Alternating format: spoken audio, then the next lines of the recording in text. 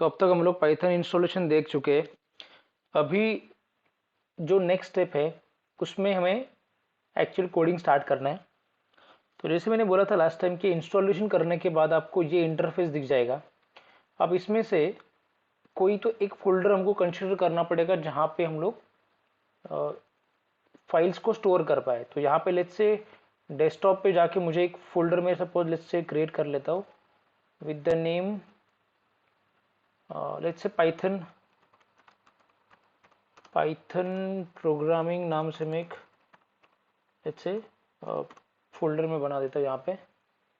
And we will be using this particular folder to store all the files. जितने भी हम लोग files create करेंगे वो हम लोग इसमें स्टोर कर लेते हैं। अब यहाँ पे देखो रिफ्लेक्ट भी हो रहा है क्रिएटेड सेकेंड्स अगो। ओके, तो इस फोल्डर के अंदर हम लोग जाएंगे। जाने के बाद अब मेरे को क्या करना पड़ेगा, न्यू पाइथन। इसके बाद अपने को विंडो ओपन हो जाएगा जहाँ पे हम लोग कोडिंग एक्चुअल स्टार्ट कर सकते हैं। आज के सेशन में हम लोग स्पेसिफिकली देखने वाले हैं वेरिएबल्स के बारे में। सबसे पहले एक जो अपना सिंपल हेलो वर्ल्ड वाला जो मैसेज है उसको अपन डिस्प्ले करते हैं। उसके बाद वी विल सी वेरिएबल्स के बारे में। ठीक है, तो जो अपना बेसिक मैसेज है उसको डिस्प्ले करने के लिए हम लोग क्या करेंगे, प्रिंट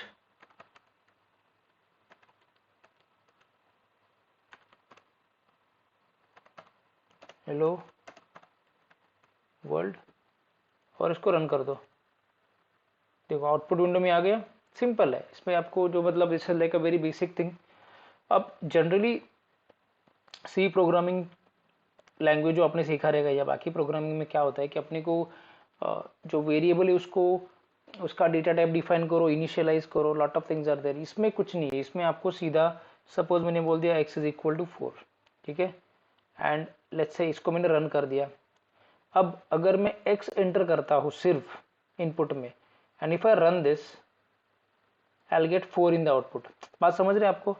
आपको इसका बताना नहीं पड़ रहा है पाइथन को। Python is very smart.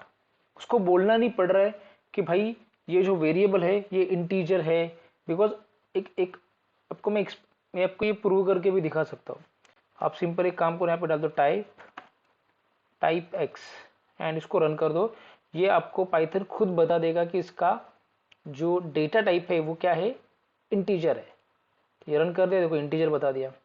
Similarly अगर मैं y का वैल्यू ले लेता हूँ, y इज इक्वल टू 4.9। ठीक है, अब इसको मैंने कर दिया रन। अब मुझे टाइप पता करना है, टाइप ऑफ y। पाइथन खुद आपको बता देगा कि ये फ्लोट है, राइट। सिमिलरली अगर मैंने यहाँ पे a करके एक वैल्यू यहाँ पे ले लिया एंड a का वैल्यू मैंने यहाँ पे स्ट्रिंग के फॉर्म में लिख दिया। लेट्स से कि this is Shrikant. Okay, if I run this and then if I run a तो मेरे को ये आउटपुट तो मिल गया यहाँ तक। तो बट इसका अभी तक हम लोगों ने पता नहीं किया है कि इसका डेटा टाइप क्या है। तो ये डेटा टाइप ऑफ a जैसे ही मैं रन करता हूँ मेरे को स्ट्रिंग बता रहा है। आप मेरी बात समझ रहे हैं? यहाँ पे पाइथन इज वेरी स्मार्ट। आपको बताना नहीं पड़ रहा है कि इसका पर्टिकुलर जो भी आप वेरिएबल यूज कर रहे हो उसका डेटा टाइप कौन सा है, वो समझ जाता है। अब इसमें कुछ बेसिक ऑपरेशंस भी परफॉर्म कर लेते हैं। जैसे कि हम लोगों ने ऑलरेडी x का वैल्यू 4 दिया है एंड y का वैल्यू 4.9 दिया है, तो we can add these two variables, right. तो कैसे कर सकते हैं इसको, सिंपल कर दो x plus Y. Answer should be 8.9।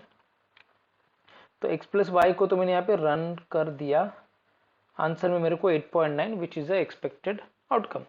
Similarly आप बाकी जो अरिथमेटिक ऑपरेशन है वो भी परफॉर्म कर सकते हैं। लेट्स से मैंने a का वैल्यू बोल दिया 20 एंड मैंने b को बोल दिया that b is equal to let's say 5।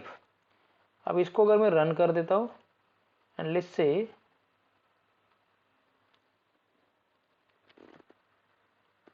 से मैंने a का वैल्यू डाल दिया 20 एंड मैं अगर बोलता हूँ कि b का वैल्यू जो है लेट्स से वो है 5। अब मुझे सपोज क्या करना है, यहाँ पे एक एरिथमेटिक ऑपरेशन परफॉर्म करना है जहाँ पे मैं a डिवाइड बाई b कर लेता हूँ। a divide by b, if I run this I should get 4 and as expected the answer is 4। Similarly इसको मल्टीप्लाई भी कर सकते हो। तो आई होप तुम लोगों को समझ में आ रहा है, it's very easy. Okay, 20 into 5 is 100। So बस इतना सिंपल है वेरिएबल्स को, इतना सिंपल है to understand variables in Python. Thank you.